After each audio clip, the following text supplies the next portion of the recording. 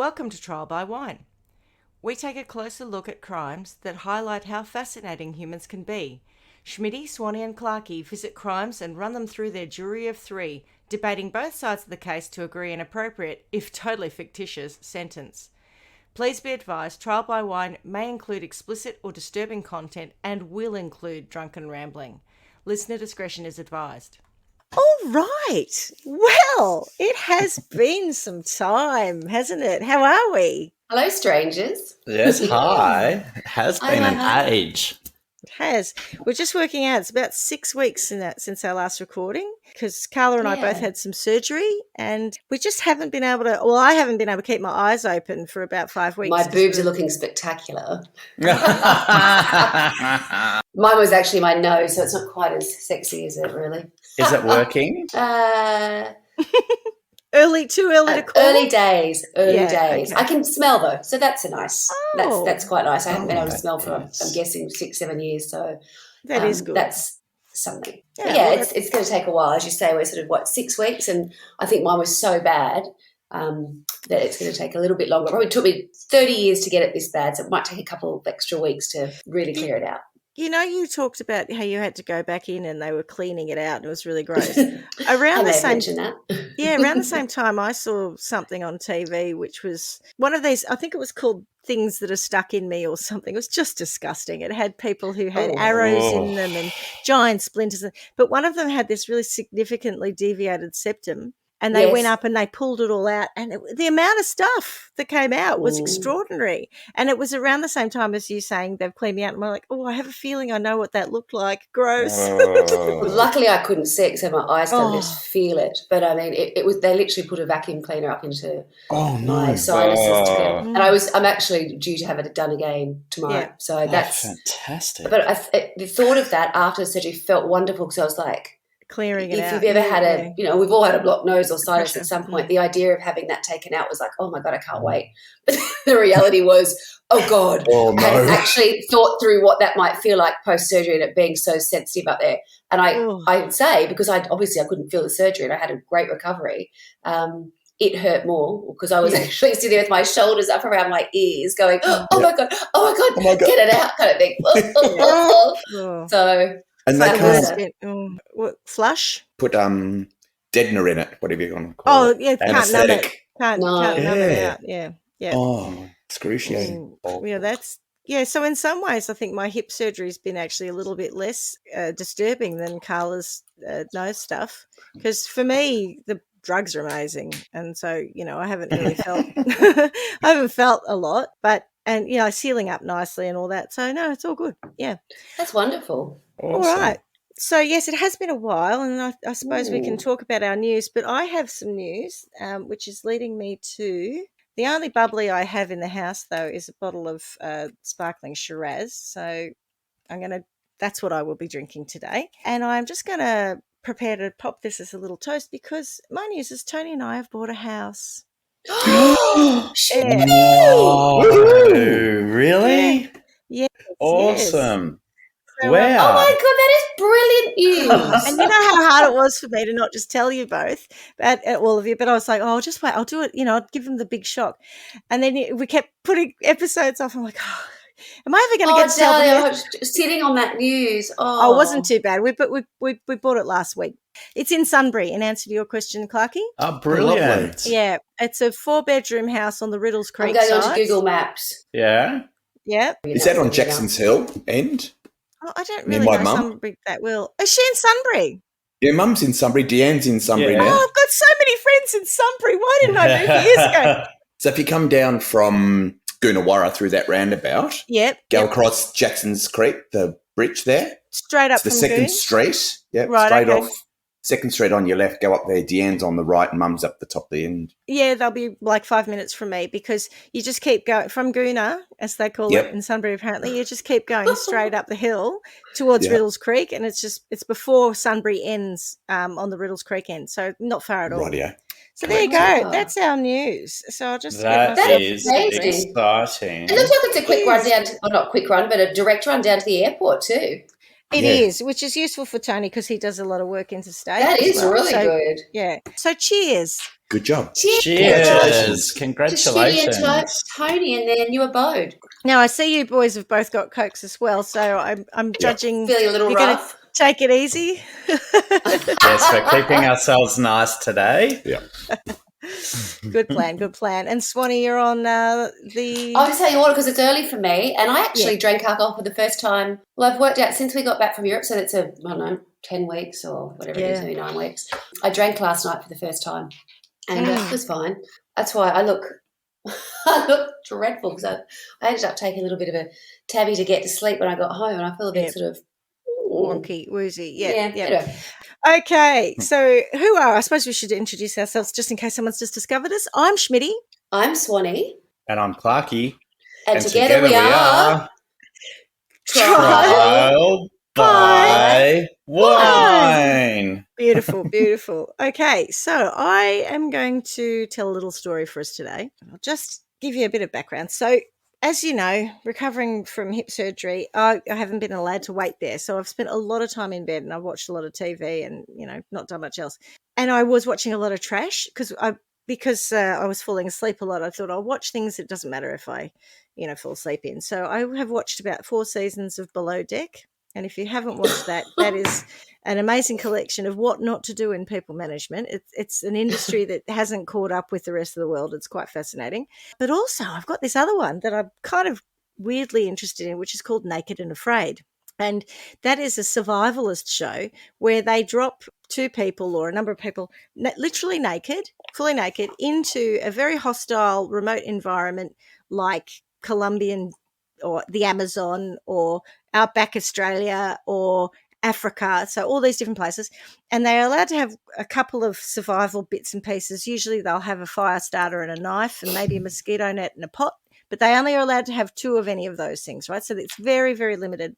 And I honestly, at this point in time, am thinking I've got these wonderful punishment ideas from Naked and Afraid and from Below Deck, because you wouldn't want to be a chief stew on a mega yacht when you see the way that these people behave, and that you really wouldn't want to be dropped into one of these places with no clothes on. Anyway, so keep that in mind, because I think they're good punishments. I think Trial by Wine can do with a further extension. Anyway, along the way, Tony said, let's watch this show. We like a lot of strangely, we like watching crime stuff. And he said, I've got one here that you might be interested in. And it was called an ITV series called A Confession. And it was a dramatisation of the case that I'm about to talk about. And normally he's anti-binging, he likes to eke out episodes. But on this, we just watched it. I think it was 5 parts or something, or 6 parts. We just watched it, cover to cover, basically, beginning to end. And it was gripping. And Swanee, part of the reason it was gripping is if you could cast your mind back to our halcyon days in Frome in Somerset. Yeah. And I was there from about 2002 to 2009 in Frome, that is. And Swanee would come out, and visit from the big smoke of London. Mm-hmm. And sometimes, not always, we'd often sit in my back garden if it was sunny, and we'd eat meat treats and drink. But smoke. But if we felt like it, we would go into Bath for a night on the town, on the tiles. Indeed, yeah. Yep. And Bath's about half an hour drive from Frome. I don't know if I ever made you go to the Frome nightclub, but I only went there once. It was so bad. I think so. I can't remember it. What was it called? Can you remember? No. It was upstairs somewhere. And it was so bad that you know how they talk about sticky carpets? Yeah. These were so sticky they were basically, what's the sand, that sucks you in and you can't get out? Quicksand. Those sticky carpets like quicksand. It was so gross. Anyway, so I only did that once. So we didn't have a local, is what I'm trying to say. So we would go into Bath and have our big nights out there. And so it wasn't weird for us to do these drives. And usually what would happen is we'd go into town with a cab and we'd catch a cab back and we'd share, the cab rides. And I used to do that a lot with other friends as well. And we'd usually, like in Trowbridge, and that all these towns are sort of around each other, about 20 minutes, half an hour drives. So what you'd do is, a bit like you boys, because you're in the middle of nowhere, you'd organise to stay at someone's house. You might go out, but then you'd all come back together. And so that was kind of, our lifestyle, I guess. That would work, yeah. And you probably also remember the nightclub of choice that I had, which was Cadillacs, which was locally referred to as I was doing one of your birthdays, and I also remember you doing crazy in love there. Beyonce. I'm sure we did a lot of Beyonce rip-offs. It was the period. She was very big at the time. But yeah, and Claire and I used to go out there a lot too and have our Bacardi and Diet Cokes. Yeah. Yeah. And it was just down the road from Schwab's, which was this fantastic burger place. It was like mind-blowingly good. I do remember that too, actually. Yeah. So it was a good time for us when we were young, free and single, spending the pounds that we were earning. So why that's all relevant is the story I'm about to tell pretty much was happening at the exact same time as we were there. So a lot of this. And although it's set in Swindon, that's only 28 miles away from Bath. So, and I went out in Swindon a few times too. It was a bit further from the Frome side, but when we were in Trowbridge or Chippenham, it was no problem to go to Swindon, right? So this is very much the locale of where I was living, where all my friends were living. So it felt like a real backyard crime. Did you perhaps work in Swindon? Or? I think it could have happened to us. No, I didn't work in Swindon, but some of my friends who worked at Trowbridge did live in Swindon as well. Right, okay, because I remember it being connected. Well, our mutual friend is running a business of service departments out of Swindon at the moment. Oh, there you go. Okay. That also might be part of the way you're thinking of it. Yeah. Maybe it is, yeah. Yeah. So I had lots of great nights, and for me it just felt like this could have happened to any of us is really, why it really stuck with me. And I remember this story, I remember it when it happened. So it was after I'd come back from Australia. So this happened in 2011. But I was still very connected. I loved living out there, and it feels like my second home. I've still got the house there. So I used to read, when I had more time, the local online paper. And this story came out at the time, and it was just... I don't know. I was sort of a bit hooked on it, but I don't remember much about the aftermath of it because I kind of knew they'd caught the person, and then I kind of didn't know else what happened. So my sources for this are Wiki, of course, Wikipedia. ITV is a confession, which is a dramatisation, and I'm always nervous about relying on them because sometimes they fictionalise some elements. thedailymail.com, bbc.com, thesun.co.uk, theguardian.co.uk, and a strange website called chloewells.medium.com. But she had done a bit of a write-up on it, yeah. So, on the night of March 19, 2011, Sian O'Callaghan was at the local nightclub Suju in Swindon with her workmates. So she was really well liked, really bubbly. She was 22. She worked at the local office as an administrator. Loads of friends, really lovely young girl. And we're a bit older than her, but, it just felt like she could have been one of our mates, or we could have crossed paths.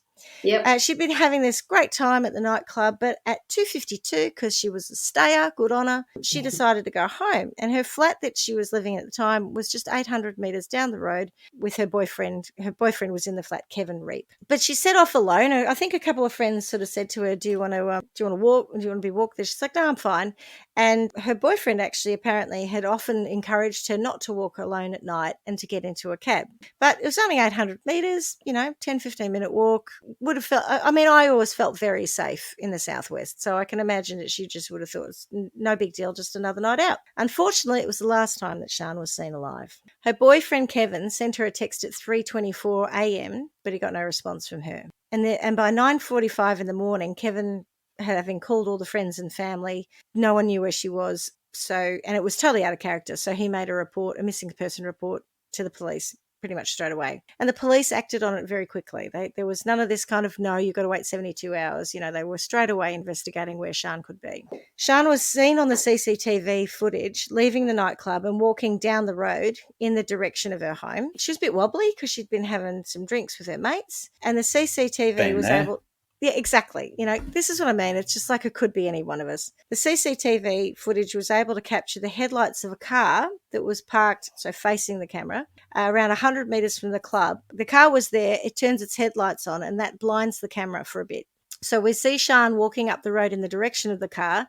The headlights come on, so we can't see her. That obscures her because of the camera flare. And then about a minute later, I think it was, the car drives off, and so the lights are no longer in the camera, and Sian's gone. So the police pretty much immediately thought she's got in that car. And as they slowed down the footage and very carefully, they couldn't make out the details, but they did see a decal on the side of the car, which would have indicated it was a taxi. So they were like, right, she's got in a cab. So the next day, on the March 20th, the police made a public appeal for information concerning Sian. And it was around the same time probably I saw the storyline. Like, it was big news. They were able to determine the last location of her phone because, remember, the boyfriend sent an SMS. And they began searching Savernake Forest in Wiltshire, which is 12 miles away from Swindon near Marlborough.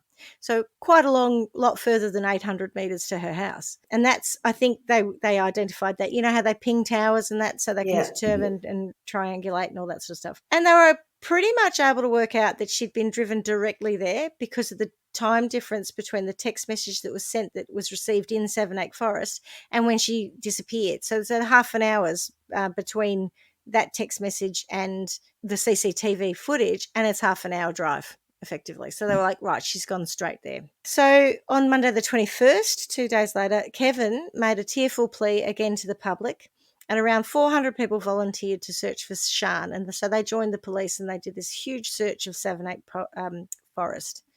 And on the same day, some very nice anonymous caller pledged a £20,000 reward for information for Sian. So scouring any CCTV footage or patrol car footage, everything that they can find for that window of time, the police were able to identify a car, which was a taxi, matching the one that drove away from the club. I think it was a green Toyota Avensis. And they identified the registration plates for the car. And so they were pretty quickly able to identify that was owned by a man called Christopher Halliwell, who was a cab driver. And so this pretty much puts Halliwell under suspicion immediately. And so they put him under surveillance because they don't have any hard evidence. They can't actually identify the car exactly. They don't have the plates from out front of the nightclub. They've just got another set of footage around the same time. So, and, Carla, back to my point about you've experienced this place, not much is going on at 3:52 a.m. in Swindon or Frome or, it gets very quiet. There's a quiet, whilst I think Swindon is a city, it's still a pretty quiet place. So they worked out that they think this guy's the guy, but they have no evidence, so they just have to follow him because they're really suspecting it. Now, this is the only bit of levity in this story, which I did enjoy. So I'm going to tell you about it. In the show A Confession, the police, before they'd picked up on this CCTV footage and got the number plate of the car, went to Savernake Forest and they were basically looking at who's around there because, why would you be driving out to there? And they found this people who live on the cusp of or right next to the forest. And there was this middle-aged man who was living with his mother. And, we all know, classic red flag, right? So we all think, oh, yep, bit of a weirdo living with his mum, single, all that sort of stuff. And they briefly thought that they might be onto it. He might have something to do with it. So they went out and they started searching his place. And the way they show it in the show is there's this poor man and he's basically burst into, he's sweating because what they found out was that he had actually travelled 40 miles or something. He'd gone out around the same time to a local service station to get some snacks. And then he'd come back 3 o'clock in the morning, right? So, brilliant. And his mother's like, "Did you go out? Where'd you go?" He's got a real naggy mother in the background, and you're like, and the policeman's like, "Oh, I think we've found that there's something here," and he's really, really nervous. And she goes, "He's always up in his room, "Oh, what have you been doing? You're always up in your room." So they go up into the bedroom. And you know how in the UK you've got lots of lofts and there's always a loft ladder and you can get up into the hatch. Yeah. They realise there's a loft up there and they're like, oh, here we go. So the policeman says, I want to look up there. They open it up, they pull it down, and you're thinking, what are we going to find? And by now the man's sweating and looking really, really anxious. And the policeman goes up the loft ladder and he looks up and there's a couple of pet rats in a cage, and the guy just looks at him and goes, "Please don't say anything to Mum. I told her I got rid of them. Don't tell her they're there." So totally innocent, innocent. Poor guy, and I did enjoy that, but that was pretty much the only amusing moment in this whole series. So going back to Halliwell, because that man was totally innocent. He just went out to get snacks and he happens to have some rats, so let's just leave him alone. So Halliwell was a local taxi driver. He lived locally in Swindon with his girlfriend and her two children, and he also had 3 children of his own from a previous marriage. His neighbours all described him as a really good guy. He was perfectly normal. Some even said that they would go out of their way to, ask for him when they called the taxi company because they really trusted him and thought he was, A1 guy. Is this minicabs? Is that what we used to call them? I have a feeling it was a minicab. Yeah, it wasn't black cab, so I'd say you would call it a minicab. I've forgotten all about that. I was talking about it not so long ago, and I was like, oh, gosh, I remember when we used to And they were all associated with like little train stations, whatever else, and much cheaper kind of thing. minicabs. Yeah, remember that? It's like that little shitty little office with one person on the radio. And you'd be calling them. Back in the day, it was before we used our phones like that. Remember that? To the point where in the days when we'd go out in Trowbridge, we'd sometimes walk to the minicab office to get a cab. You know, like I remember. It was just all very ordinary. So everyone, thought he was all right. He was obviously a great guy. And so even he had to find Sian posters in his taxi. He'd put them up on, like everyone was doing their bit to try and find Sian. And I think probably also trying to put people off the scent, as to if he was a bad guy, why would he do that? Sounds right. Mm-hmm. On March 23rd, whilst under surveillance, the police were following him around, driving around the countryside. But at some point in that drive, he actually is able to lose them. So he's a little bit ahead of them because they're surveilling him. He turns up one lane and they keep going because they've just lost vision for that little bit. But in the time that he lost them, he pulled over and he set fire to a whole series of items. And by the time the police got to that and recovered it, it was not very much left. Most of it had been damaged. But they were pretty sure it was some clothing. And possibly one of the ash things looked very much like a burned flower, and Sian's handbag had this big fake flower on it. So they're like, okay, so they get that. So he was also observed whilst under surveillance cleaning the car, disposing of car seat covers and the floor mats from the car. He drove around and went to an industrial wheelie bin and chucked them in there. And, of course, he didn't realise he was being followed, so the police waited and picked him up and took him. So at this point, they actually now have some forensic evidence. But it takes a while, as you know, even though in the TV shows it seems to be quick. But sending this stuff off to get tested in a lab takes a few days. So they're still watching him because they don't have anything definitive to say he's our man. What time are we? Time 3 days. Okay, she went missing. Sorry, she went missing on the very early morning of the 19th of March. Got it. This is March 23, so this is 4 days later. Okay, got it. Now, also, the other reason they didn't swoop on him is that they thought Sian could be alive. So they hadn't assumed that she was dead. They thought, well, maybe he's got her somewhere.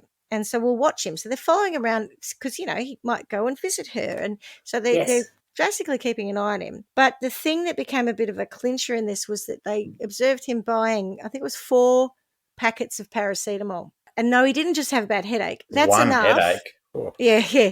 That's enough to actually kill a person if you took them all in one hit. And so they were concerned that he might have been suicidal. They still think Sian could be alive. And if he kills himself, then there's no way of actually being able to track her down. So at this point, they arrest him. Of course, Carla, you'd like it, it's classy, in the Asda car park. We just spent a spa. Well, yeah, it's not far off. So this is, though, where the story takes a bit of a turn. And this is a lot to do with police procedure now. So initially the police, having picked him up and said, we're arresting you under the suspicion, blah, blah, blah, and cautioning him, they were on their way to Gable Cross Police Station, which is the Swindon Police Station. But the senior investigating officer, who's Detective Superintendent Stephen Fulcher, actually asked them to divert that drive and to take him somewhere else because and this is quite not normal, he wanted to go and speak to him because he thought he might be able to get something out of him to find out where Sian was. So it's not normal. This is not what you're supposed to do. Normally on arrest, the suspect is cautioned and taken to the police station where he has access to a lawyer before being interviewed by the police. So, of course, the risk here is all about what is going to be admissible if you're going to try and prosecute someone. Now, Fulcher did this believing that he was covered by a section, and I can't remember, it's 22 or something, of police. They refer to it all the time as PACE. I don't know what it stands for, but it's the Police Act, basically, which says, which details what the police are and are not allowed to do. And in that Act, there is something about you can do this sort of special provision if you believe that you are going to be saving life, right? So if you think it's extraordinary interview or something like that. Yeah. And that is a really important point because Stephen Fulcher is a 28-year veteran of the force. He has an exemplary record. He's a top-notch investigator. He knew what he was doing going in. I knew what he was doing, but he believed at this point that he was covered by this section, an allowance of the Act. Got it. So what he does then is and one of his colleagues even says, "Oh, are you sure?" He's like, yeah, section blah, blah, blah, it's fine. And he was thinking, if we get this guy, and he says if we let him go into the police station, he'll get a lawyer, he'll be advised no comment, and we will never find Sian. And he'll shut down. Yeah. Yeah, exactly. Right. So they drive Halliwell to Barbary Castle, and it sounds very grand, but it's actually is it literally a castle? No. It's one of those Iron Age hill forts that when you go, you hear it and you think, oh, as a tourist, this sounds great. And you get there and it's just basically some mounds of dirt. And they're like, this is really, really old and amazing. But they take him there because of where the phone was and where he's been driving around. Fulcher thinks it's close to where he might be holding Sian. Now, in this conversation that he has with Fulcher, Halliwell does several times say, I want a lawyer. And Fulcher says, yeah, well, look, we'll get to that. I just think you should tell us where Sian is, because the sooner you tell us where Sian is, and if you cooperate with us, this is going to be better for everyone. He doesn't say, no, you can't have a solicitor or a lawyer. He just says, we'll get to it, right? So, and all of this is written down. They have a third police officer standing there writing it all down, note-taking. So this was all captured, and that is, again, part of the process. So, again, it's not like Stephen Fulcher is putting him under any specific duress. They end up standing at this beauty spot and chatting, and they're smoking darts, and he's trying to build a rapport with the guy. And so they're having this chat, and after quite some time, the other thing Fulcher does say to him is he makes reference to another case where a person that the police had as a person of interest in a case was really vilified by the press. And the press went, they've got their man, it's him. And he turned out to be innocent. And it was incredibly traumatic for the family of that man because, he was hounded. So Fulcher does, I can't remember the name, it's a Christopher someone or other. And Fulcher says, look, you don't want it to be like that. We want to protect your family. If you work with us, we can move your family out so the media won't get to them. So he's using all of this sort of stuff to say why Halliwell should cooperate with them and tell them where Sian is. And he does it not to say that he's thinking 100% she's alive, because that would be foolish. And we know that 24, in most of these cases, unfortunately, the victim is dead within a very soon period from being abducted. But there is a chance she's alive. So that's what he's, and he knows no one else is going to come and sort this out. It's up to him and his team to find out where she is. Yeah. So they do all that. They have some darts. And then Halliwell says to him, you think I did it? And Fulcher says, I know you did it. And then Halliwell says, have you got a car? We'll go. So they get in the car, which includes the note taker and a driver, and they sort of think at this point that they're going to go back to the police station, but he actually says they actually instead drive to the Uffington White Horse, which is a chalk hill carving in Oxfordshire. How many of those are there? I was just going to say, Swanee, you may recall, if you stick your head out of my bedroom window in Froob, you can just see the Westbury White Horse. That's why I used to go past on the train, right, when I used to come out and see you. That's right. That's why I knew I was getting there now. I'm really there. Yep. So it's not the Westbury White Horse, it's another one, but there are a few. And you've got the Cern Man as well, which is a giant chalk carving in the hills of a man with a gigantic phallus. Everyone goes to laugh at it. So you've got all these things. So that's what the area is like. It's a beautiful, beautiful part of the country. Anyway, as they drive along a country lane, and almost, like they're all very similar, these country lanes. They're all narrow, single track kind of thing. He says, slow down a bit. It was dark. I pushed her down the bank, down there somewhere. So he's told them now that he's put Sian's body. And he pretty much also tells Fulcher that she's dead. So it's very sad. And so Fulcher has the police cut the lane off, from traffic, and gets the search teams in, and they start looking for Sian because he's not 100% sure where he's left her. He just knows they're approximately somewhere on this lane. She's down there. She's not buried. He's dumped the body. And I don't really talk about this later, so for your information, after he killed her, he buried her in a shallow grave somewhere in Savernake Forest or near it, and then he moved the body. I think a day or so later, he went back, dug her up, and then he moved her and dumped her in this other location. Possibly because I'm not 100% sure why, but just to cover his tracks, I'm guessing. So unfortunately, we know from him that she's passed away. But instead of going back to so at this point, what should have happened is he should have been cautioned and taken back to the police station. But instead of going back, he says to Fulcher, you and I should have a chat. And so Fulcher's like, okay. And so they drive up to a track to that white horse, just to kind of where they can walk up to the tail of the white horse. Because with all of these chalk drawings, you can usually walk around them. You know, they're kind of nice parks. And the note taker's tagging along. And Halliwell on this walk says to him, "Do you want another one?" So, yeah.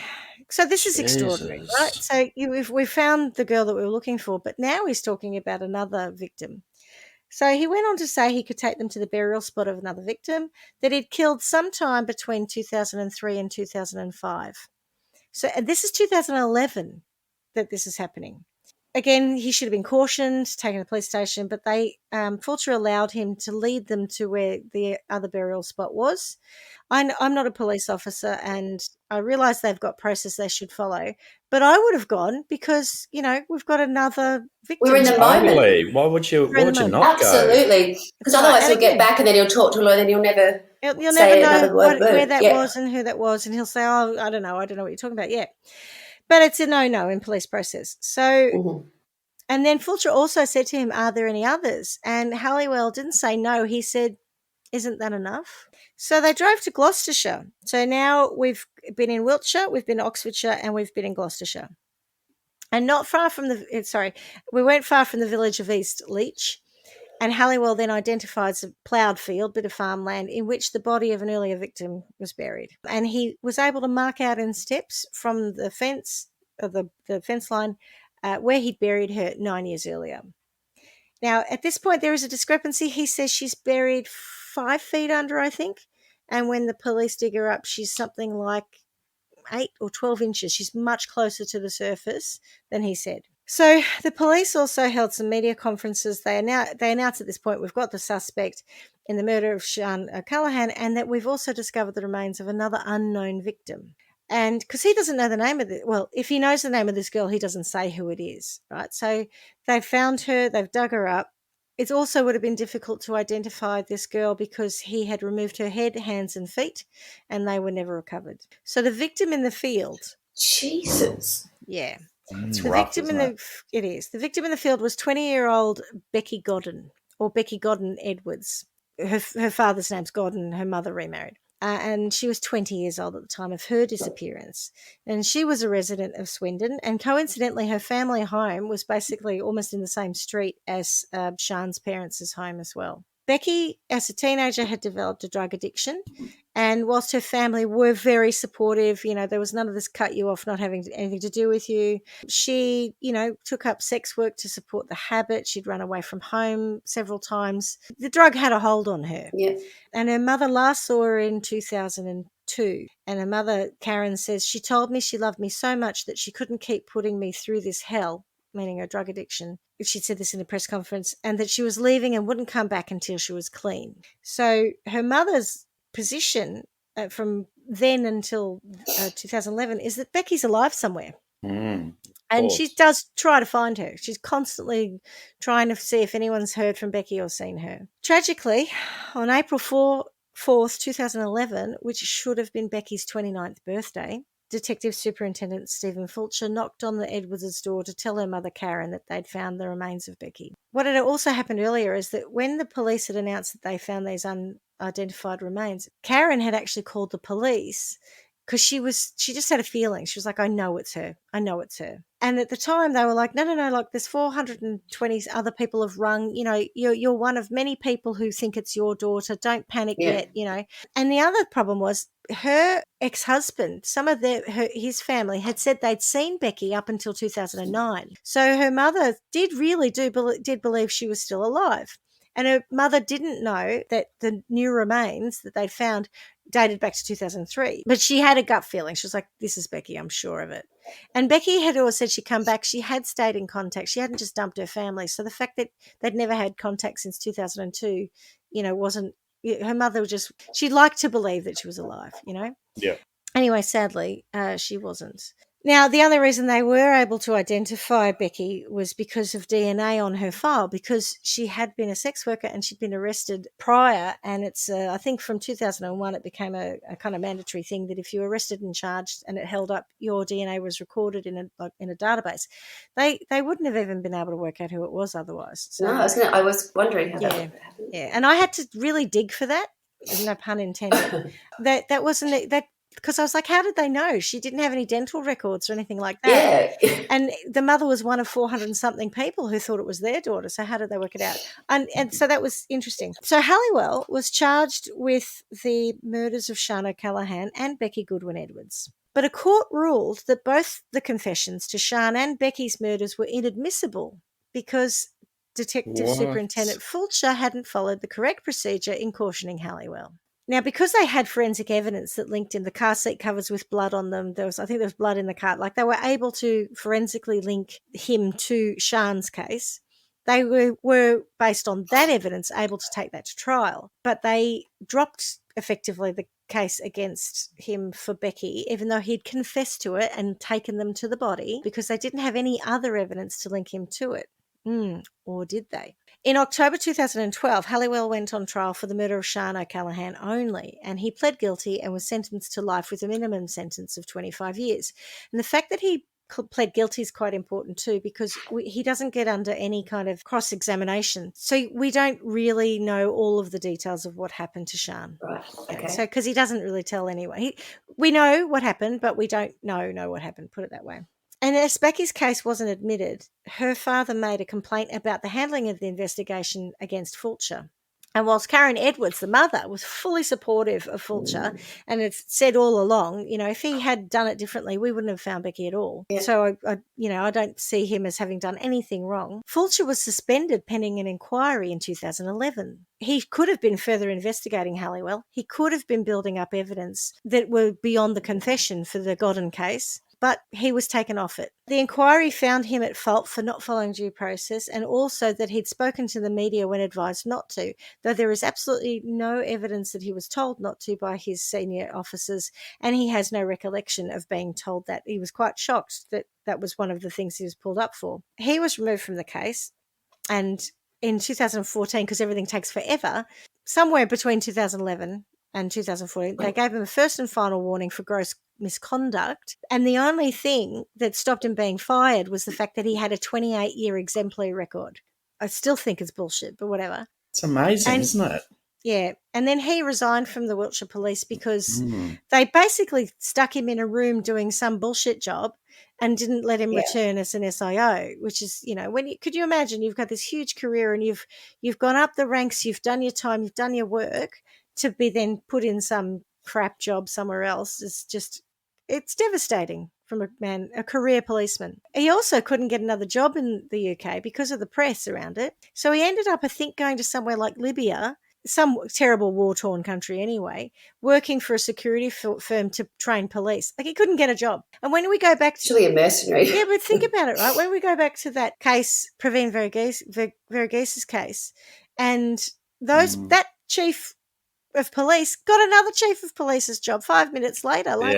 It's amazing. Anyway, so it's different in the UK, obviously.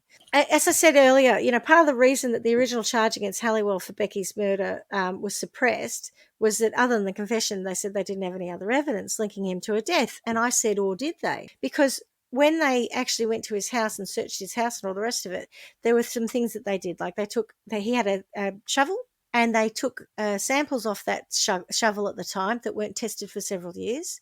I'll get into it, but there's a whole series of things that they just didn't do. So Karen Edwards, like lovely Varughese, wouldn't let Wiltshire Police off the hook on this one for failing to find justice for her daughter. And similarly, she campaigned tirelessly. She had petitions going. She stayed in the media to keep it current.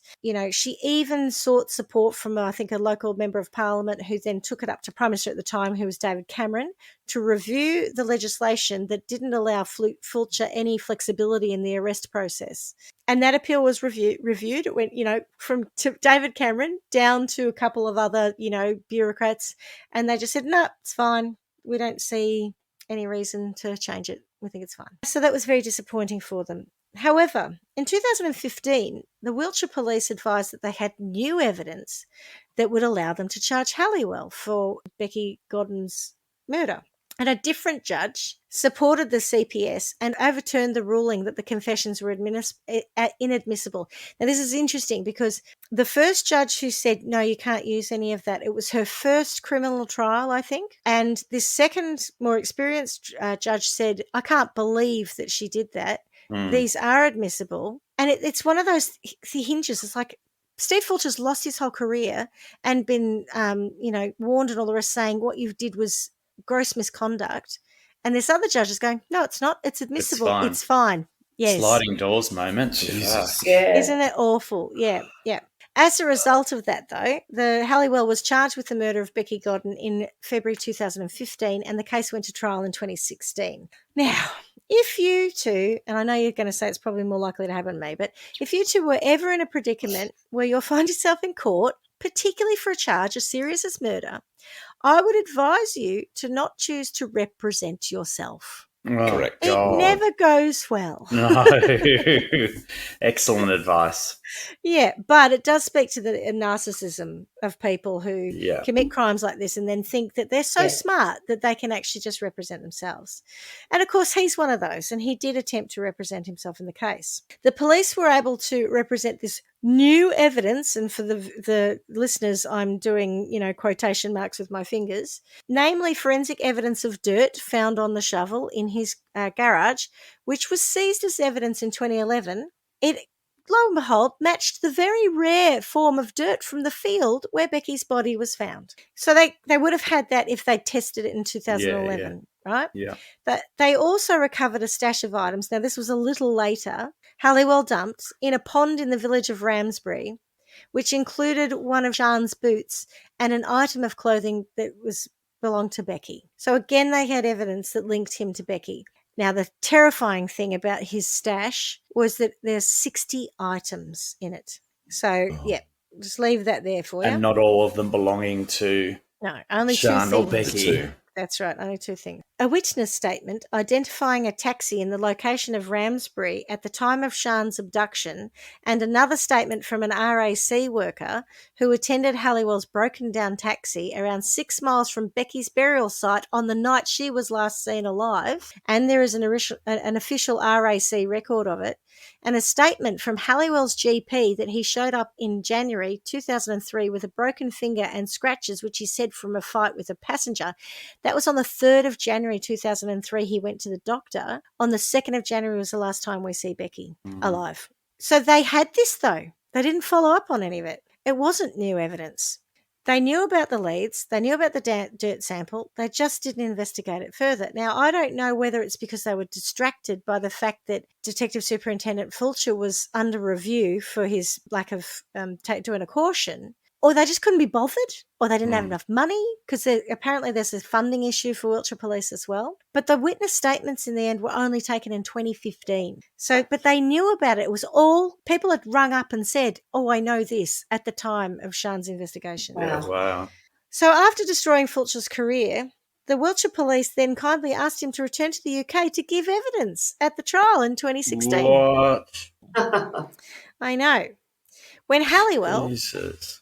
Our mate Halliwell finished cross-examining Fulcher, he shouted, "It's been a pleasure ruining your career, you corrupt bastard. I'll try it. I can't guarantee it, but hang on." There we go. All right, me lover. "It's been a pleasure ruining your career, you corrupt bastard." Oh, bastard's wrong. You corrupt bastard. Something like that. I could never do it, even though I lived there. The best I could do is, "All right, me lover. All right. By then, Halliwell had concocted a load of random nonsense to justify evidence against him. But thankfully, the judge, Sir John Griffiths Williams, was having none of it. Now, the following is taken from sentencing notes, which you can read yourself. They're available on judiciary.uk. This is from the judge. "Your account of the circumstances in which she met her death bears all the hallmarks of a contrived explanation designed to avoid conviction in the hope that the minimum term you are presently serving will not be increased. But the account which you advance so glibly, with little or no regard to the truth, made no sense at all. You told Superintendent Fulcher that you had sex with an unnamed prostitute, strangled her before undressing her. You then left her body in bushes by the wall of Oxo Bottom Field. Love English names, sorry. And returned the following night to dig the grave and bury her. I am firmly of the view that that was only partially truthful. I have had the opportunity of observing you throughout the trial and listening to your evidence. I have no doubt that you are a self-centered and domineering individual who wants his own way. You are both calculating and devious. I want to take the opportunity of saying a few words to Mrs. Edwards and Mrs. Godwin. I want to take the opportunity of saying a few words to Mrs. Edwards and Mr. Godwin. You have had to live... I'm sure that's meant to be Mr. and Mrs. No, but they're not together anymore. True. Sorry, I'll do it again then. I'm sorry. So they're still her parents. I didn't write it. Yeah. I've taken it. So yeah. I thank you for that, Carla. I want to take the opportunity of, because I'm thinking about the other O'Callaghan family. That's why. No. I think that's what it is. I want to take the opportunity of saying a few words to Mrs. Edwards and Mr. Godwin. You have had to live with every parent's nightmare of a missing child, and then the discovery that she had been dead for some years, buried naked in a field. You have been deprived of the opportunity we all want to say farewell to our closest and dearest. And then you have had to live through the criminal processes as Christopher Halliwell has brought eventually to justice. There must have been moments when you wondered whether the case would ever be completed. If I may say so, you have behaved throughout with quiet dignity and courtesy. I hope you will feel that justice has been done, and that while that cannot bring Becky back, that may at least bring you some solace. I will include Mr. and Mrs. Callaghan because this trial must have been an ordeal for them, as they have had to relive the evidence of how Sian died. They too have behaved with dignity and courtesy. I pay tribute to you all. Ooh, job. So, he found him guilty and he sentenced him to life, basically, no parole. So he's got 2 counts of life and he's never coming out. So that's where we end up with Halliwell, and he was a disgusting individual. He actually also said in that whole interview with Fulcher, he said, I know you're not a psychiatrist, but, can I be helped? I'm a sick fucker. People don't kill people. He knew. He was a bad person. He said all of this in that early stuff. I left some of this out because I didn't want to be too distracting, but he was a bad, bad man. So, look, we can go in multiple directions now in discussing the aspects of the case, and we could unpack why the police didn't investigate the additional evidence in the Godwin case, whether they didn't care because she was a sex worker and a drug user and therefore for some reason less important than Sian, Sian the good girl, or did they just didn't have enough resources or money, or were they distracted by the stuff that was happening with the senior detective? Or we could get hooked on the process and the moral and legal implications of Fulcher's actions and whether or not he should or shouldn't have done what he did and whether it was fair or right or flexible enough. It's a common sense question about whether or not that should have been allowed to be upheld in the first place. But what I do want to bring your attention back to, and I do want to spend a little time on before we go there, is I personally, and I'm alleging this, I have no evidence of it, but I don't believe that he's only killed 2 people. And it leads me back to where I started, which was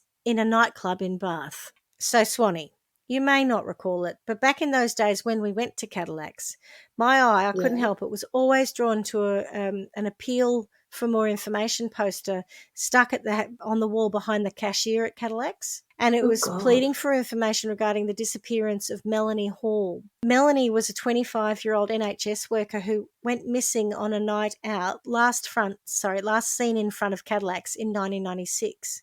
So I started going there, and I think it was 2001, right? And so it was only 5 years after Melanie had gone missing.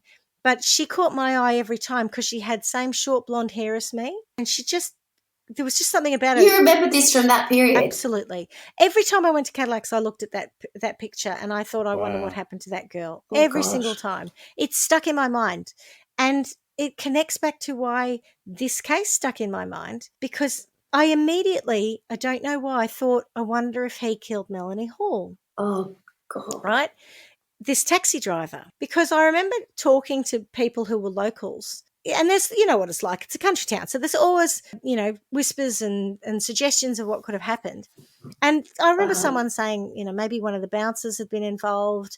And someone said They thought maybe a taxi driver had done it. So when this came up, I thought, oh my God, are we going to find that this guy had taken Melanie Hall as well? Melanie, yeah. The other thing about Melanie was that her remains actually were found in October 2009. So that's the same year I came home. And because this was a thing that always stuck in my mind, I remember reaching out to my friend who was a policeman at Avon and Somerset Police and saying, I can't believe they found Melanie Hall's remains. And they'd actually found her. Her remains were in plastic bags.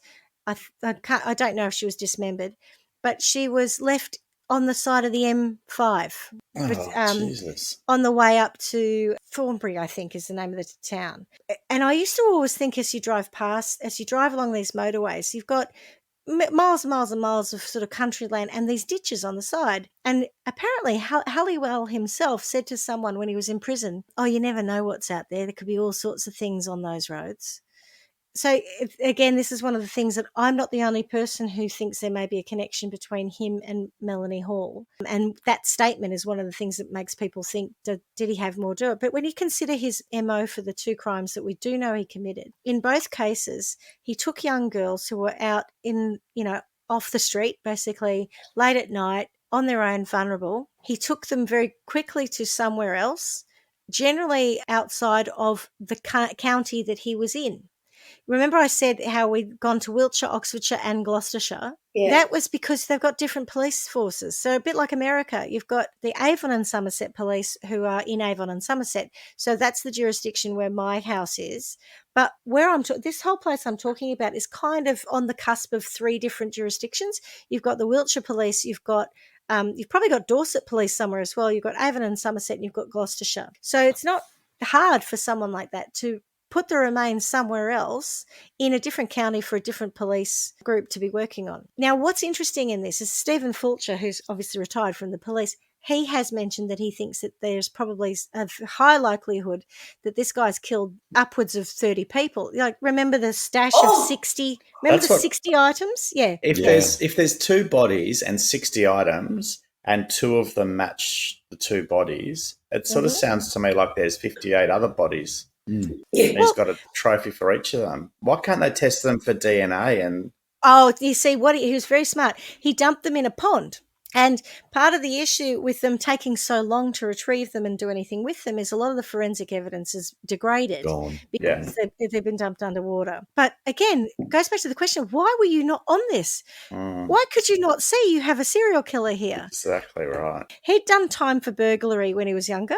And one of his cellmates went to the police and gave the statement that he had told the cellmate, it might have even been that guy who had said, oh, you don't know anything could be there. He'd asked the guy how many people you had to kill before you were called a serial killer. And this was before Becky's disappearance and Sian's, right? So this is late 80s, early 90s maybe, when he did this time for burglary. He also had a massive thing for Myra Hindley, who is a famous serial killer in the UK. One day we might cover that one. It's disturbing. It involves children. He liked to think of himself as he admired. I think if you admire a murderer, that's a bad sign. Like, we talk about them, but we don't admire them. It's not a healthy thing. No, we don't admire them. We don't love them. I don't have a favourite murderer because I think they're all just terrible. But I think when you sit around going, oh, I love their work, I'm really proud of their work, that's a red flag, right? And Stephen Fulcher has also publicly said that the Avon and Somerset police have never questioned Halliwell in connection to Melanie's disappearance. And I'm harping on about Melanie because she's the one that I used to look at the photo of, and this feels so connected to the time I spent there and the people that I'm friends with and all the rest of it. And I don't understand why they haven't, unless they have tons of evidence. But I know with the Melanie case, the only evidence they have a little bit of DNA evidence that came off the nylon rope that she was tied into these bags with, because her remains were terribly decomposed by the time they found her. So they have nothing much to go on in terms of any evidence around Melanie's case. But the other thing that happened with Halliwell, I said he's got 3 kids. Yeah. Well, he told friends or someone, that after the birth of his third child, his son, his wife went off sex. Now, these crimes were sexually motivated. And Melanie Hall, guess what, disappeared in June 1996. I tried very hard to find out when his son was born, but for good reason, they've kept themselves out of press, and that's understandable. But, I know he was born in 96, the son. I don't know what month, right? But I do know that happened. And in 2005, they actually divorced. He was in Swindon. He was in these areas. So he was absolutely around. He could well have been an active predator at this point in time. I am speculating, 100%. I'm alleging this, but I just don't understand why it's not investigated. That's where I'm at with it. Were the 60 items, were they recognisable? Again, there's not a lot of publicly available evidence about those items. We know that a boot was Sian's. We know that a cardigan was Becky's. There's no table. Sometimes in crime scene photos, you got a table of stuff. Yeah. I'm amazed that there couldn't be something of Melanie's there. Because what's odd to me is they showed the public. If 400 people phoned in thinking that Becky might have been their loss, by the way, yeah. That's right. Yeah. But if you could get them images of all of this to say, hey, does any of this look familiar? Yep. Maybe that's a starting point to link him to a whole lot of other murders. I agree. And that the maddening thing here is, and this is why I keep talking about, were they just distracted by this PACE due process thing and they had to ring someone out for it? But Steve Fulcher, even at the time, was convinced that they had a serial killer on their hands and was convinced that more investigation should happen around those items and around it. It's like they've just gone, nah, look, he's got a life sentence already. But go back to the 58 people. If there's a single item for each of possible victims, 58 families haven't had any peace. They haven't been able to put their loved ones to rest. They don't know what happened to them. Yeah, so it's shocking. It's really shocking. Now, Steve, the numbers around how many he may have killed seem to vary between 11 and I think 27 or something. And this goes wider than just the Wiltshire, Gloucestershire, and Oxfordshire areas. There are other women who've gone missing who kind of match where the circumstances have matched the MO, but they've gone missing. I don't believe they found the bodies of most of them. Why did they say 11 to 27? Did you find anything on that? Because that sounds odd too. Stephen Fulcher actually has a book that he brought out, and it's this is bad, I should know. It's called something like How I Caught a Serial Killer or something like that. And he talks about the 11 people in the right time period around where Halliwell was, who went missing in similar circumstances. In fact, one of them, her husband is currently serving a sentence for her murder. He has always said that he's innocent, but Stephen Fulcher thought that was a question. Now, don't get overexcited, right? Because I got overexcited with this whole thing, and I went down the rabbit hole as I do. And on that one, I can't remember the name of her. She was a Swindon native. Her husband said, "I'm innocent," and think there's a documentary type, investigative documentary makers started to look into his case, and they decided that they wouldn't pursue it because they felt that the evidence that had been brought against him was adequate. Right. So they think that he probably did do it. He did it. He still says, I didn't. He says, so the evidence in that one all hinges around some blood of that victim that was found in the parcel shelf in the boot of his vehicle, a very tiny amount of blood of his wife, and she'd withdrawn all of this money out of the bank account. I think they were divorcing or they were having a fight or something. And so the police have said, you tracked her down and killed her. He says, no, I didn't. Again, nobody ever found those. So I think that's part of the problem with these. They're missing people, but it's almost like we can't investigate because there's no body. But you've got the possibility of a source here. You've got a possibility of a man who could well think about the timeline, right? 9 years between the two murders. To me, doesn't seem feasible that some other activity hadn't happened. The other thing in the dramatisation that was really material was a person, and again, because it's a dramatisation, I'm very careful about seeing this as fact, but when the mother, Karen, was getting this petition, another bloke came up and said, my sister got in, or sister or a female relative, got in the car in a taxi with him, and he tried to attack her, and she got out and got away, and the mother said, oh, she was really lucky. Again, it sounds like he's been predating on women in this area for a lot longer and a lot more than the two cases that we are clearly aware of. So here's some other interesting things that may support my theory and others' theories that he's killed more than two people. So when asked the date that he had killed Becky, he couldn't remember. He said somewhere between 2003, 4 or 5. He could be confusing it with other kills that he's had. Yeah. Right? You think he'd be pretty specific on that if you... I'd remember. If Correct. it was only 2 people, I would remember when I killed someone. Yeah. You'd remember how to do it, how you did it, how you cleaned it up. You took them straight to the burial place. How could you not remember what year you did it in? Exactly right. What flavoured soap you made out of them. You'd remember all of that. Exactly, especially if you got off on it, right? Yeah. And if that was your first kill, if that's the first time you killed someone, even when we've talked about, I think yours, Carla, prolific serial killers like John Wayne Gacy, he remembered that as being like, they often they vomit or they have a massive orgasm. I think Gacy said he had it's their first reaction. Yeah. Their first reaction to going over the edge, moving from fantasy to reality. You can't tell me you wouldn't have remembered the date. Okay, so but he also remembered exactly where she was. Yeah, Exactly. Yeah. Here's the thing I was telling you before where he said, I know you're not a psychiatrist, but what the fuck's wrong with me? Normal people don't go around killing each other. He said, only these 2. Fulcher said, only these 2. He said, isn't that enough? Not yes. Right? So he left that open. He's a very manipulative guy too, typical kind of psychopath. He hasn't denied killing more than 2 people either. He's never said, no, it was just the 2. He indicated that this is graphic. He indicated that he killed Miss O'Callaghan, so Sian, with a single knife blow to the back of the head, then levering upwards to split the skull. And that is an extremely brutal act, right? It's quick, it's non-emotional. If that's the first time and last time you've done it, why would you think to do that? You know what I mean? It feels like that could well have been a practiced art. We used to do that in science classes. Oh, I was a bit worried where you were going to go with that. Yeah. That's we used to call it, I think, pithing, where you put something into the brain of the animal. Oh my God. Quite gross, and it kills instantly. I think it's a way you kill lobsters. I've seen chefs do it, where they put the knife down and... Oh God, yeah. Oh. And have they done it? Has he done that? Were you just orgasming him then, Carla? Are you turning into John Wayne Gacy? I was actually stretching my back. This is getting me off. Sorry. What, did he do it? Do they do it to the back of the head? Yeah. At the base of the skull. Base of the skull and up. Oh, dear. Oh. And he stabbed her in the neck as well, I believe. I think there were a couple of knife blows and strangled her. God, there was evidence of strangulation as well. And in the case of Becky, he strangled her.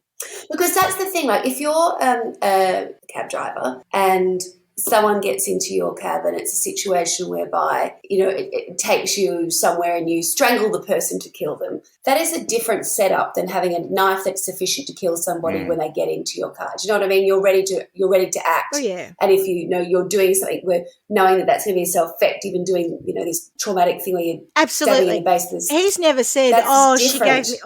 he might have... I don't think... you're not fighting with somebody and they exactly. I thought we were kissing and then I thought she was giving me mixing. And then I got annoyed and so I accidentally strangled her. That's a totally different route into... It's quite surgical, murdering someone. It's a good point you make. And having the knife. Yes. He had the knife. He said he carried the knife for protection. But it's interesting that you say that because they're pretty confident that she was killed almost the minute or very quickly from the moment she got in the car. Now, I can't recall whether or not there was any suggestion that they had a fight or anything like that. To your point, I think he wanted to kill her. He was ready to roll. Yeah. He stated to Fulcher that he'd spent the night digging a 5-foot grave for Miss Godwin Edwards, but in fact her grave was only 8 inches deep, and that suggests to Fulcher that he's confused her with another grave that he's dug. Yeah. Oh, right. Okay. Yeah. One of the reasons that he knew exactly where she was is he returned to that grave periodically to make sure it hadn't been disturbed. Do you think that he decapitated her and took off her limbs and that so that she wouldn't be able to be recognised, or is that... Possibly. He didn't state that the body had been decapitated when he took them there. So again, they theorised that he's confused it with another gravesite. So I don't think he didn't decapitate everyone. Sian's body was whole. He might not have had time, but he had buried her and then he dug her up and moved her. So I don't know. But maybe he didn't count on the DNA being on file and thought, if I'm going to take him to someone, I'll take them to someone that I won't be able to identify, and therefore I can't get charged for it. Oh, yeah. Good point. actually. Yeah, I hadn't thought of that. Sounds like a Jesus, he'd be more frightening if that is what he thought. You know what I mean? I like would that be is so calculated. If he didn't think that. Wow. Well, I didn't think that, and you're always calling me a psychopath. So, well done. So one of the other things that has been pointed out is that he was a former ground worker, which means he could dig a grave pretty quickly. A carefully concealed burial site would be the perfect disposal place for a body, which would remove all the evidence it contained. Halliwell made a chilling comment to a colleague a few days before his arrest. Who knows what or who you'll find buried out there? There could be loads of people over the years. That was that statement I was talking about before. I misquoted him, but, that's what he's saying. He also tried to strike a deal with the police that if he cleared up Godwin's murder, they wouldn't interview him about anything else ever again. And maybe this is why they haven't gone back to him about Melanie Hall, because they had this deal. But, Oh, it's great for all the other families. Exactly. I don't know if you've ever seen the film The Tall Guy. It's got Emma Thompson in it and Jeff Goldblum. It's a very early career for Emma Thompson. It's one of her first films.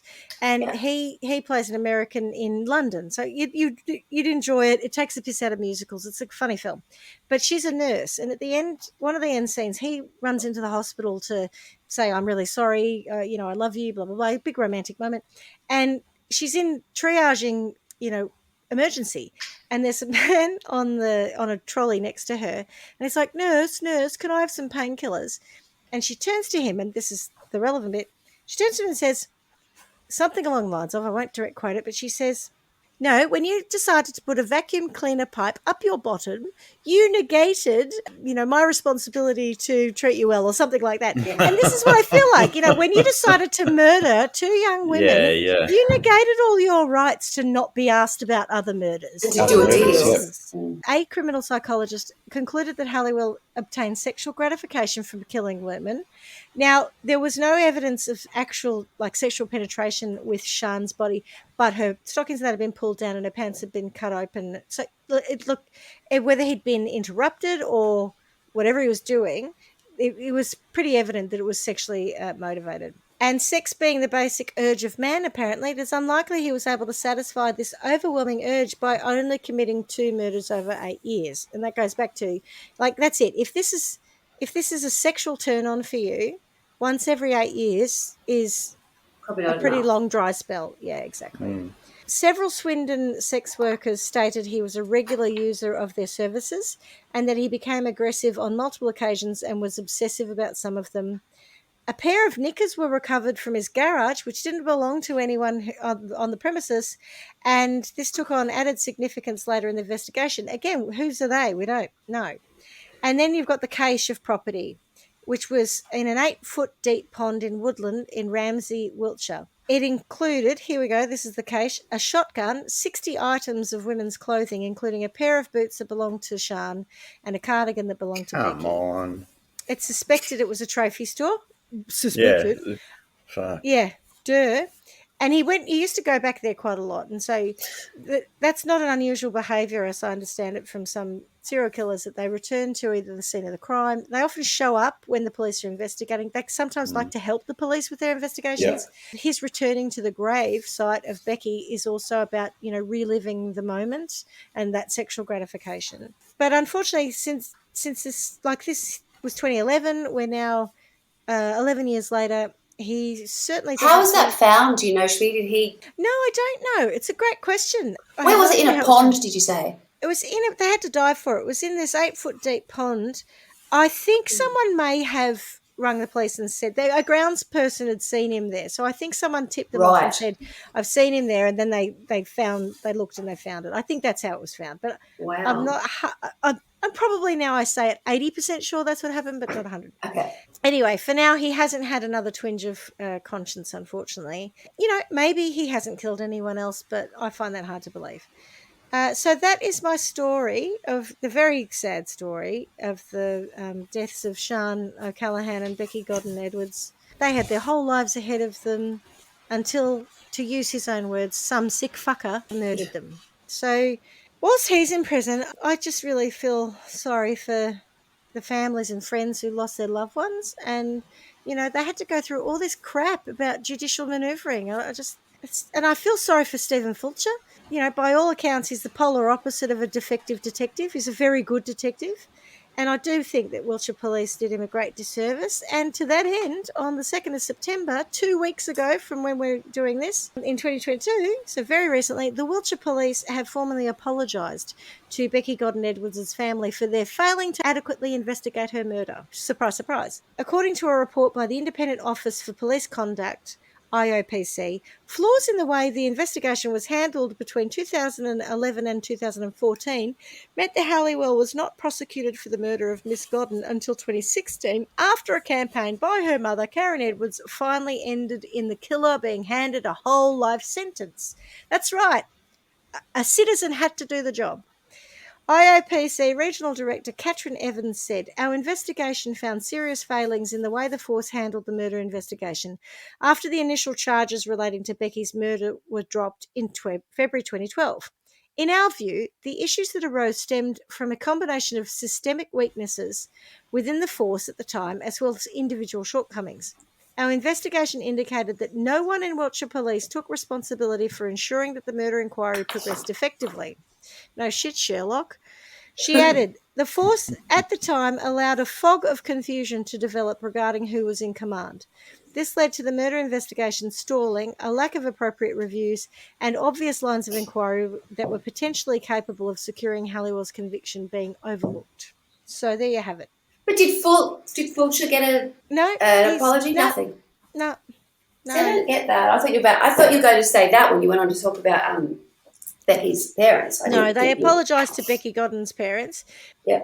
But they had no, everything, nothing to see here. We did the right thing.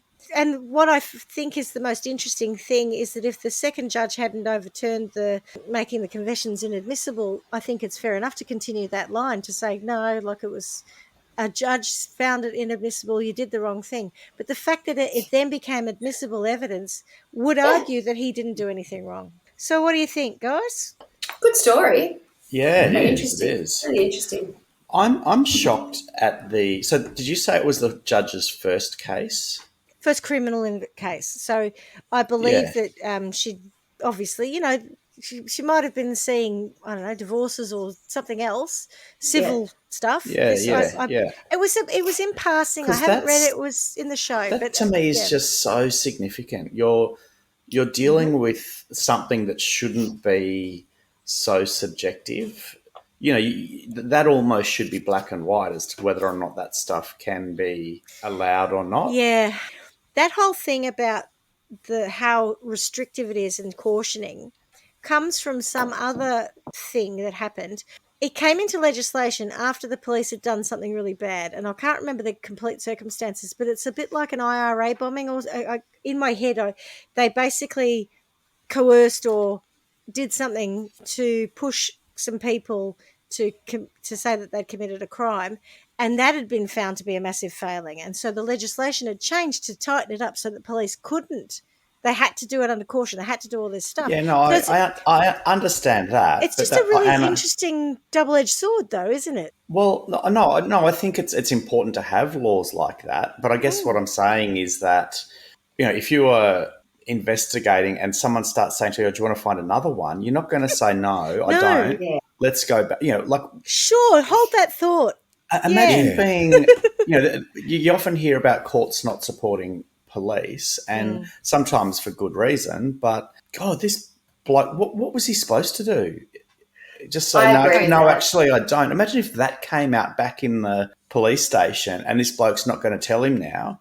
That's right. And so first criminal case judge is the one making that significant ruling. That there almost needs to be a little bit of, let me just go and ask someone who's a bit more experienced than me. Like in a normal workplace, if you get asked a question and you're not really sure on it, you go, "I'll just go and find out."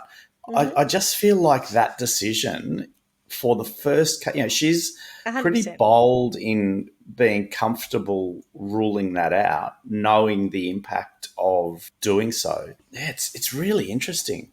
I know why it exists, and we know why it exists like that, to protect innocent people, right? Exactly. So if you're being coerced or, it's not being handled correctly. Correct. But what's interesting about this is where it turned from him being questioned to this idea of going, "I'm going to tell you more. Let me show you."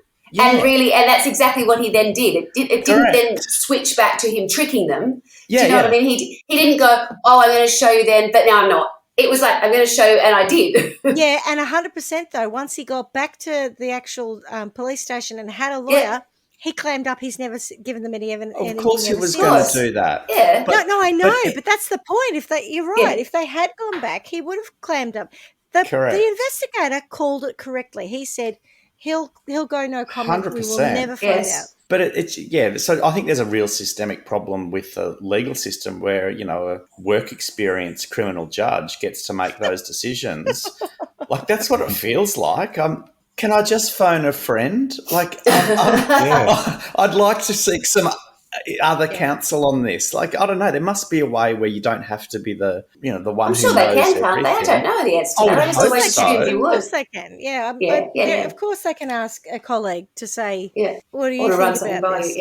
But I don't know. Maybe she did and she just picked the wrong colleague. Yeah, we don't know whether or not she checked in with anyone, but that was her call.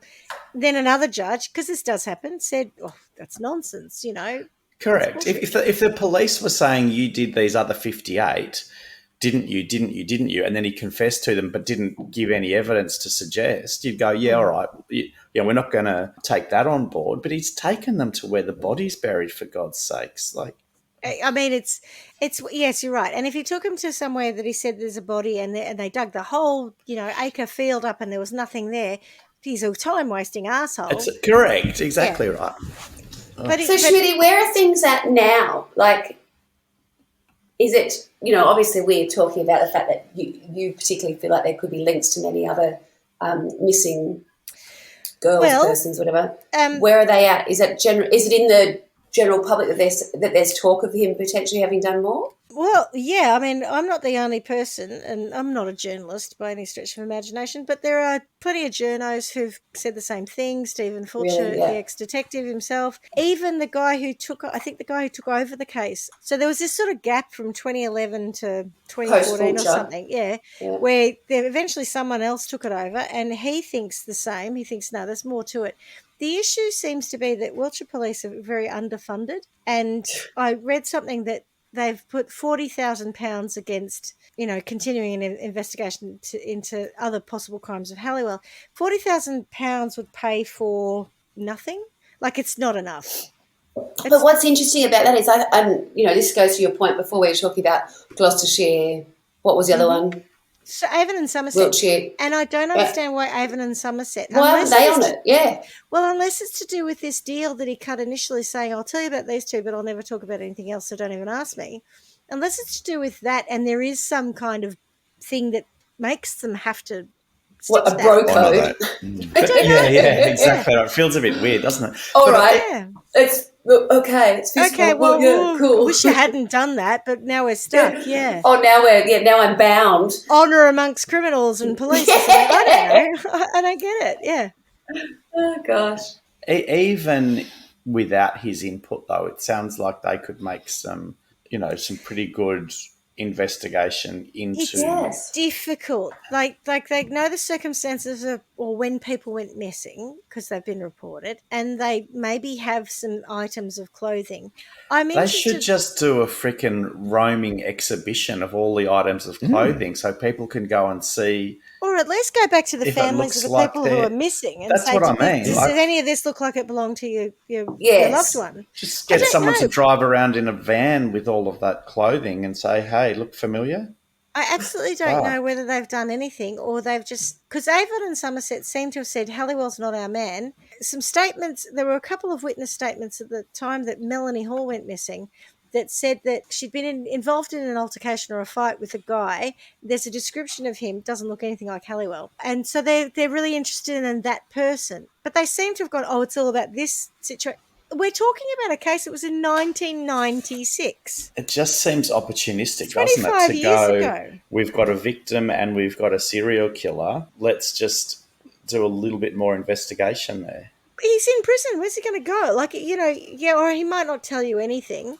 But even if you, like I did, I just looked up online where he was at the time and he certainly was around. He certainly may have had access. I'm not saying he did, but he may well have come in and picked her up. May well. Because otherwise, the other thing that upsets me is this idea that there are multiple serial killers hanging around Avon, Somerset and Wiltshire. At that time. Like, at that time. So for me, it's like you've got a predator. We know this man's a predator. How many other people are predating on young women? I'm hoping none. I'm hoping that's the one. Yeah. Did they host the Serial Killer Olympics or something around that time? And I was going to say, when you were starting to say, this one went missing, I thought, Jesus, there's a lot going on out in the West Country. I'm like, I've always called real comfortable with that. I've always called it the Wild West for a reason. That's right. I call Perth the Wild West, but for a totally different reason, thankfully. Yeah. So it's interesting. So what about sentencing? I think the apology is empty if they're not going to do any further investigation. I agree. So if they had have said, we're sorry that we didn't investigate this properly, and we're now going to go back and review a number of cases in a similar way. It needs proper funding. But the two things need to happen together, right? What's the point of the apology if you're not going to do anything about it? Well, I think they're apologising to Becky's family to say, look, we didn't investigate it properly. And the thing is in the dramatisation... but we haven't learned from it, and we're not going to, investigate any other ones properly. We're just going to say, sorry about that. In the dramatisation, the Imelda Staunton plays Karen Edwards. She does an incredible... I've got to say, watch it. A Confession. I think it's available on BritBox. Really, really good, right? Watch it. And top-notch actors. Martin Freeman plays Stephen Fulcher, which makes you even The Hobbit. Makes you even more sympathetic to him. She says after the trial, she says, they knew all that in 2011. There was no new evidence. What the hell? If she hadn't, and this goes like lovely, if she hadn't just kept going and going and going, they would have just let it go. And it's almost even to your point about the apology. It's even like they go, well, what do you want? We're apologising we didn't get him in 2011, but we got him in 2016. So sorry about that, but we're done because we got him. Yeah. But you didn't get him for everything else that he may well have done, and that's what I worry about. Yeah. I think that's the important part that you would like to see come with the apology is, and we're going to go back and see whether these other 58 items of clothing are somehow related to women who've gone missing over the same time period that he would have had access to, because there are lots. Yeah. I mean, and surely Wiltshire police have to be not necessarily answerable, that's not the right word I'm after, but, involved in something that's bigger than them, so that if it's that important and there are that many people missing, sure, if they've got no dime, sure they can do a GoFundMe page or go and ask for some more money from somewhere else. I mean, it's not like you just go, oh, sorry, we can't proceed. That's a really interesting point. So when this was all going down, Theresa May was actually the Minister for the Police. I don't know what the real title was. From what I understand, she hated the police. I think the police have been... The funding for police has been... policing in the UK has been reduced and reduced and reduced. And, so I've got several friends. I actually have a friend of mine who is a policeman in the Wiltshire Police Force. Correct. And I haven't spoken to him about any of this. My other friend is retired. He was Avon and Somerset. So I know a few coppers from the area. But I am pretty confident that they are underfunded. Like the Frome police station got closed down. The closest police station, as far as I'm aware, to where I lived was a 20-minute drive away to, like Trowbridge. That would probably be the closest one. They've been decrementing the expenditure on all of these, public services for a long time. So I kind of feel for them. But to your point, Paul, you've got to raise the profile of this as a significant issue to get the funding to come back. Yeah, Particularly because we're talking murders, right? We're not talking that they're not getting a chance to investigate snowdropping or, like really minor who gives a shit crimes. Yeah, but we know snowdropping can lead to. That's exactly right. But there's actually people who are missing who I think you could reasonably assume have been murdered. Yep. And we're not going to fund investigations into that. It's a bad Theresa May. You're a naughty woman. Well, she wasn't a very good Prime Minister either. So well, there is that. But so I think, I could understand them saying we can't justify having a police station in every place, possibly. I don't know how that works, but you should be able to move resources around to investigate serial killers. You know, it shouldn't even be up to the Wiltshire police station to have to do the investigating here. There should be, mobile teams. And I know we've listened to other podcasts where in Australia they talk about that. That's what they do.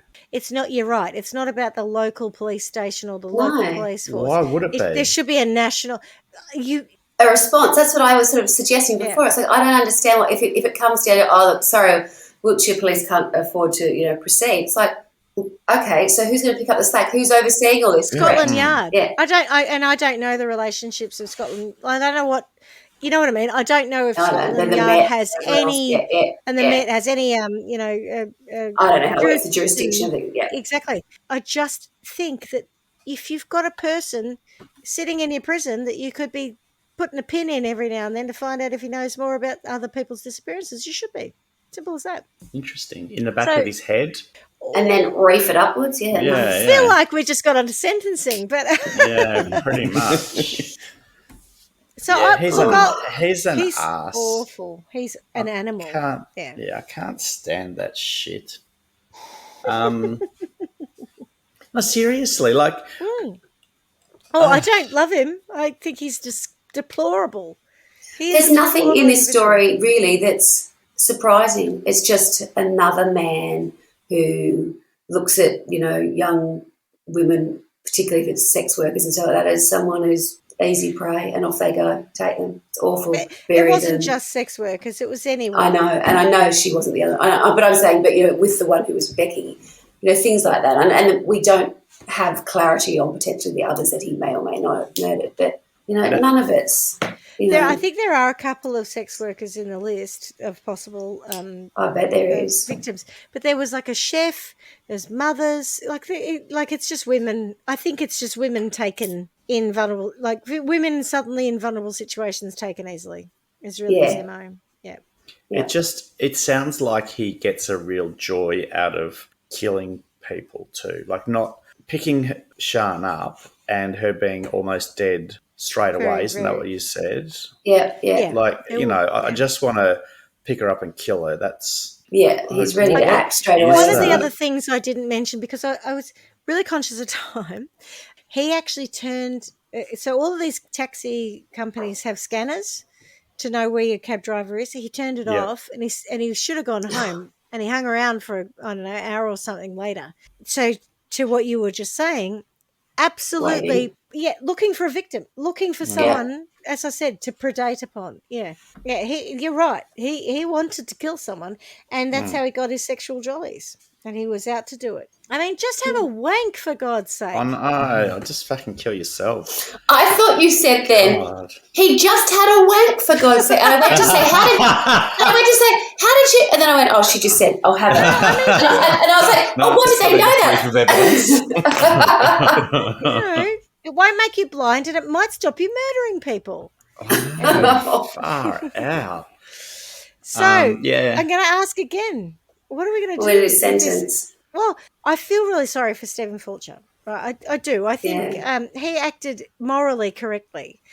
Maybe not by the book, but morally correctly. So I'm going to put him in a kind of place. I don't know if either of you, I'm just making this up as I go along, but did either of you see the shows Life on Mars or Ashes to Ashes? Where a young policeman gets knocked unconscious or shot or something, and he ends up in this, goes back to the 70s, and he's got the genes. It's English, isn't it? It's beautiful. It's English. Oh, no, I watched it. I've heard of it, yeah. Kind of propelled into this, he's a policeman, but he's propelled into this cop shop, Clint Eastwood-esque 70s police force where, we can rough up the people. We can anything goes, that's right. And I feel like Stephen Fulcher, even though he is a man who has followed all of the right, and that's why I went to pains to say, he thought that his interpretation of the act was right. He thought he was covered. He did not know it, willingly and knowingly go, I'm going to break the rules here. No. He's a rule follower. But I'm going to put him in a scenario where anything goes so that he can get the info he needs out of the perps. And he can be the genie, and he can be a bit rough and ready, and he can just get the nasty guys and bang them up like he needs to, because I think that is like, I feel like he wouldn't do that anyway because he's. I know, but I think I want to give him the option. I want to give him the opportunity to get him banged to rights and not be in a situation where he loses his career over something. I don't think he did anything wrong, frankly. I just don't. And then going back to my naked and afraid thing, because I started talking about that earlier. Yeah. I think that the senior policing people who were quite happy to throw him under the bus, who I think is the man who has recently had to apologise to the Godwin family. So that man, I can't remember his name and probably shouldn't mention it anyway, given, I'm about to send him to Naked and Afraid trial by Wine World, where as a senior officer, I think he should have backed his own staff a bit more than that. And so I'm going to drop him into somewhere like, let's say Mozambique with a fire starter, not a pot, not a machete, not a mosquito net, naked. And he's just got to wander around and find his own food and find his way out of that. So that's my punishment for people who throw their staff. A 28-year exemplary, excellent staff member under the bus. That's where you end up for me. Yeah, I think that's a good call. I still am not comfortable with the judge because I think had she allowed the evidence. Helen and I just laughed knowing you were coming back to her. 100%. All of this has been avoided. Yes. Well, it would have been. And quite possibly they would have then investigated the second body and probably a whole lot more. So I think whilst I just feel like that's the bit that everything changed. Yeah, you're right. The downstream implications of her one decision. Yeah, correct, because nothing would have he would have been probably, continuing his exemplary career, would have found more bodies, more... He might have got a rap on the knuckles, but nothing that would have I don't think he would have, because if they had said, yeah, of course, you thought you did it under this code, and yes, we agree, then... so she's the one who I think is the problem. And I do want to use your naked and afraid sentence, but also we're watching... watch it, it's great. Yeah, we're watching this show at the moment called Six, and there's a bit of a terrorist thing going on in there, and the English investigator says to... Is she English? Maybe she's American. I can't really remember. Yeah. I don't really pay a lot of detail to those things. But she says to this bloke, you know what they do to terrorists in Egypt? They get them in a helicopter and they go out over the Red Sea or whatever it was that she said, and they find a pack of sharks that are feeding. They drop some blood into the water and then they push the terrorists in. So I think that's what I'm going to have to do to this judge. So she can be naked just to fit your theme, but I think she just needs to go into the bloody water with the feeding frenzy. Yeah. Wow. Okay. It's such a significant decision to make that helps a serial killer get off effectively and ruins the career of a very good policeman. Like, who do you think you are, lady? I know. Swanee. I think what I'll do psychological nut punch? Yes, psychological nut. What I was thinking, so first of all, I'd like to try and elicit sort of a better out. I thought who I would like to see sort of have to pay some penance would be I don't know if it's actually the Wiltshire Police Force, but there must have been people instrumental, whether they were there or somewhere around that overseen that, who were prepared to make Fulcher this public, I don't know if scapegoat's the right word, because it's not like he's a scapegoat. Same guy I just sent to Naked and Afraid. Him. Yeah. So I would like to see him TM publicly embarrassed, actually, because I think, there's probably a better word for it than that, but again, everything that you've done that's come before, your good name ruined. And in doing that, I'd like to see Fulcher put back in charge. I know he wouldn't be interested, but this is Trial by Wine World. I'd like to see him put back in place and for him to continue his good work, and so that may actually elicit a better outcome where we could explore whether or not Halliwell was responsible, or even if it wasn't Halliwell, but to find some more of these people who have gone missing and, have their parents' minds put never to rest or to ease, but so that they do know where their children or you can at least bury your children. I mean, it was really sad. In the dramatisation, you've got this moment where the mum receives back having them found Becky. Yeah. She's in a box. She's just bones in a box, and it's so tragic. It's awful. And that's what she's got to bury.